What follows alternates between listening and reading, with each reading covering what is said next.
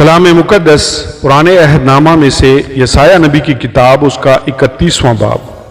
خداوند یروشلم کی حفاظت کرے گا۔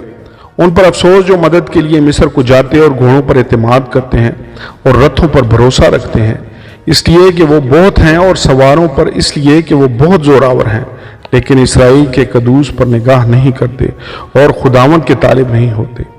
پر وہ بھی تو عقل مند ہے اور بلا نازل کرے گا اور اپنے کلام کو باطل نہ ہونے دے گا۔ وہ شریروں کے گھرانے پر اور ان پر جو بدکرداروں کی حمایت کرتے ہیں چڑھائی کرے گا، کیونکہ مصری تو انسان ہیں، خدا نہیں، اور ان کے گھوڑے گوشت ہیں، روح نہیں۔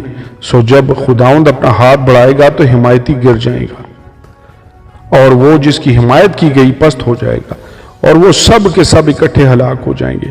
کیونکہ خداوند نے مجھ سے یوں فرمایا ہے کہ جس طرح شیر ببر، جوان شیر ببر اپنے شکار پر سے غراتا ہے، اور اگر بہت سے گڈریے اس کے مقابلہ کو بلائے جائیں تو ان کی للکار سے نہیں ڈرتا اور ان کے ہجوم سے دب نہیں جاتا، اسی طرح رب الافواج کوہ سیون اور اس کے ٹیلے پر لڑنے کو اترے گا۔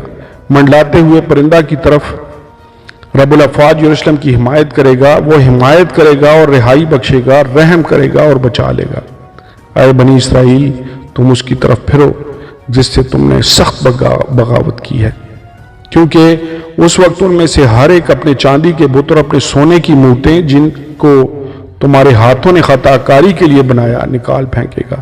تب اسور اسی تلوار سے گر جائے گا جو انسان کی نہیں، اور وہی تلوار جو آدمی کی نہیں اسے ہلاک کرے گی۔ وہ تلوار کے سامنے سے بھاگے گا اور اس کے جوان مرد خراج گزار بنیں گے، اور وہ خوف کے سبب سے اپنے حسین مکان سے گزر جائے گا، اور اس کے سردار جھنڈے سے خوف زدہ ہو جائیں گے۔